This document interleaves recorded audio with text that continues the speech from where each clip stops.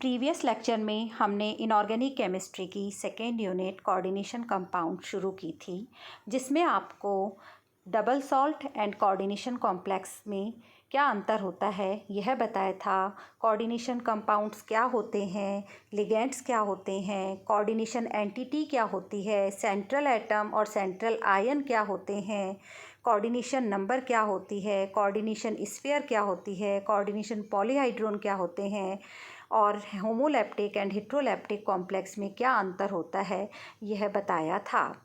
आज हम coordination compound की प्रॉपर्टीज़ के बारे में पढ़ेंगे।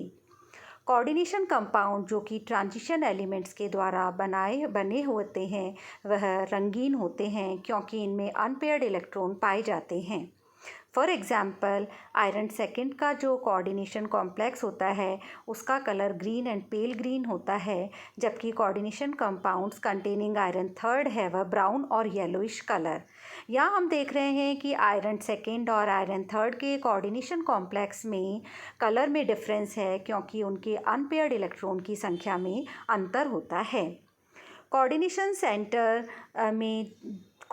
सेंटर इज़ अ मेटल और मेटल में जो नंबर ऑफ अनपेयर्ड इलेक्ट्रॉन हैं वे ही कोऑर्डिनेशन कंपाउंड की मैग्नेटिक नेचर को डिसाइड करते हैं। Coordination compound exhibit a variety of chemical reactivity. ये inner sphere electronic transition reaction as well as outer sphere electronic transfer reactions को बताते हैं। इसके अलावा कोऑर्डिनेशन कॉम्प्लेक्स कई प्रकार के कोऑर्डिनेशन कॉम्प्लेक्स को हम कई रिएक्शन में कैटालिस्ट की तरह भी काम में लेते हैं। Now the type of coordination complex.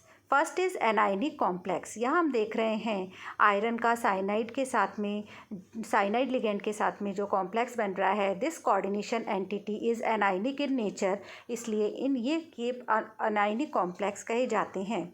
Second is neutral complex. Carbonyl ligand is a neutral ligand, इसलिए निकल का कार्बोनाइल लिगेंड के साथ में जो कॉम्प्लेक्स बन रहा है ये न्यूट्रल कॉम्प्लेक्स है।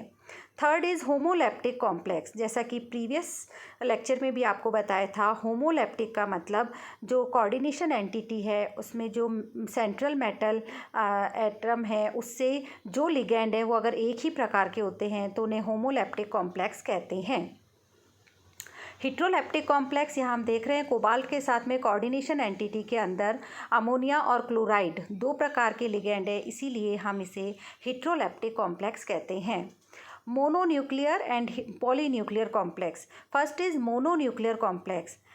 अगर कोऑर्डिनेशन स्फीयर में एक ही प्रकार का ट्रांजिशन मेटल या सेंट्रल एटम एक ही होता है तो वह मोनोन्यूक्लियर कहलाता है। और पॉलीन्यूक्लियर का मतलब अगर एक से ज़्यादा ट्रांजिशन मेटल आयन प्रेजेंट है तो वह पॉलीन्यूक्लियर कॉम्प्लेक्स कहलाता है।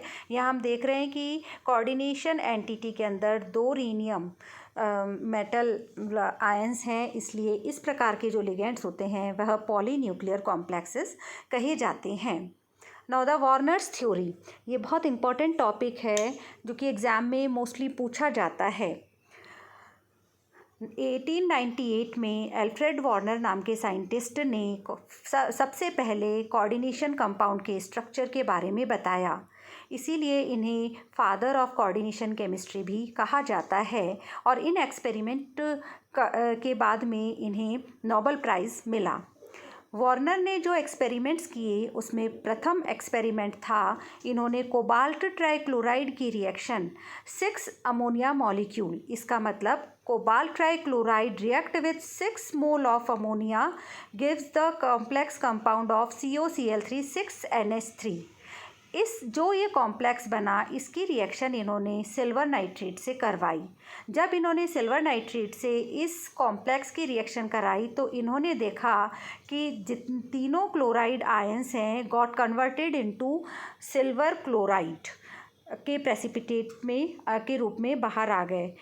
सेकेंड जो इन्होंने एक्सपेरिमेंट किया था वे कोबाल्ट ट्राइक्लोराइड का इन्होंने 1:5 मोलर रेशियो में अमोनिया के साथ रिएक्शन कराई और जो कंपाउंड बना COCl3 5NH3 इसकी रिएक्शन भी इन्होंने सिल्वर नाइट्रेट से करवाई। जब इन्होंने सिल्वर नाइट्रेट से इसकी रिएक्शन कराई तो इन्होंने देखा 2 mole of silver chloride were formed. Third experiment is cobalt trichloride react with 4 mole of ammonia तो जो कॉम्प्लेक्स बना COCl3 4NH3, इसकी रिएक्शन फर्दर इन्होंने सिल्वर नाइट्रेट के साथ कराई। इस बार 1 mole of silver chloride was formed. Final reaction इन्होंने कराई, cobalt trichloride react with 1:3 molar ratio with ammonia molecule. तो जो कंपाउंड बना वो COCl3 3NH3 सिल्वर नाइट्रेट के साथ में उस कॉम्प्लेक्स ने किसी भी प्रकार का प्रेसिपिटेट नहीं दिया। इन सब ऑब्जर्वेशन के आधार पर वार्नर ने बताया कि दो प्रकार की किसी भी कोऑर्डिनेशन कंपाउंड में दो प्रकार की वैलेंसी होती है, जिन्हें हम प्राइमरी एंड सेकेंडरी वैलेंसी या प्राइमरी एंड सेकेंडरी लिंकेज कहते हैं। Primary valency are ionisable and are satisfied by negative ions. Primary linkage और प्राइमरी वैलेंसी आयोनाइजेबल होती है, जो कि नेगेटिव आयन से सेटिस्फाइड होती है। सेकेंडरी वैलेंसी जो होती है वह नॉन आयोनाइजेबल होती है और वह लिगैंड के द्वारा सेटिस्फाइड होती है। लिगैंड एनायनिक भी हो सकता है, न्यूट्रल भी हो सकता है, और वह मेटल की कोऑर्डिनेशन नंबर को शो करती है।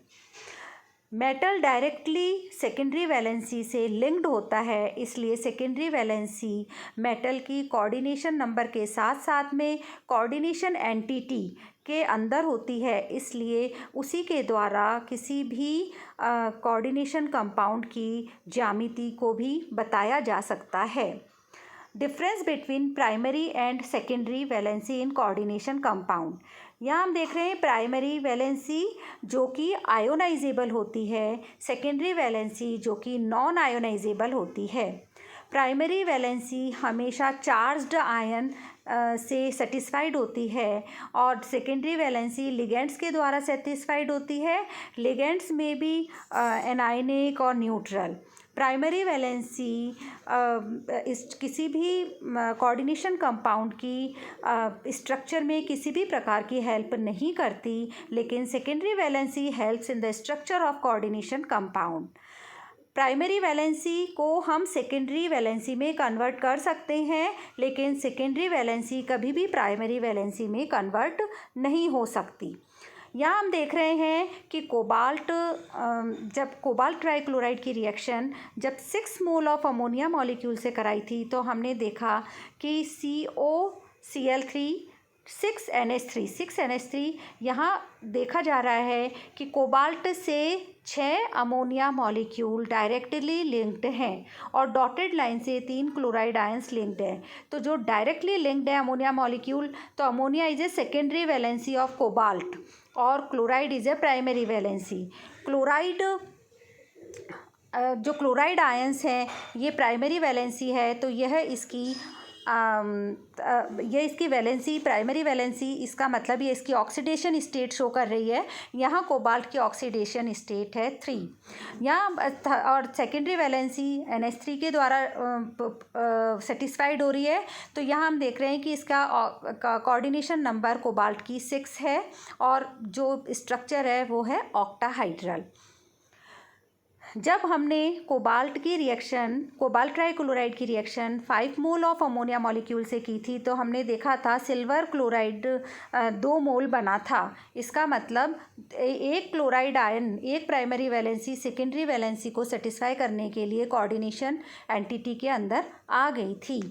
तो प्राइमरी वैलेंसी ज़रूरत पड़ने पर सेकेंडरी वैलेंसी में कन्वर्ट हो सकती है, लेकिन सेकेंडरी वैलेंसी प्राइमरी वैलेंसी में कन्वर्ट नहीं हो सकती।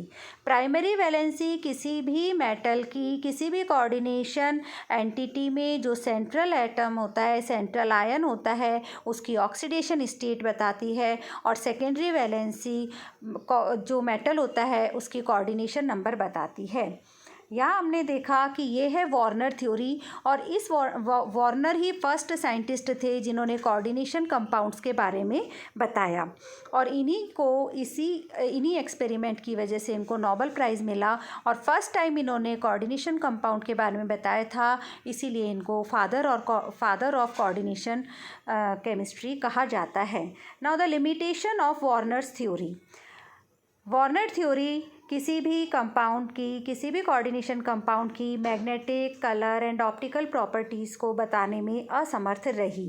यह भी नहीं बताई कि कौन से एलिमेंट्स कोऑर्डिनेशन कंपाउंड बना सकते हैं और कौन से एलिमेंट्स कोऑर्डिनेशन कंपाउंड्स नहीं बना सकते। इसके अलावा इन्होंने ज्योमेट्री तो एक्सप्लेन कर दी, लेकिन डायरेक्शनल प्रॉपर्टीज़ जो बॉन्ड्स की होती है वह ये थ्योरी नहीं बता पाई।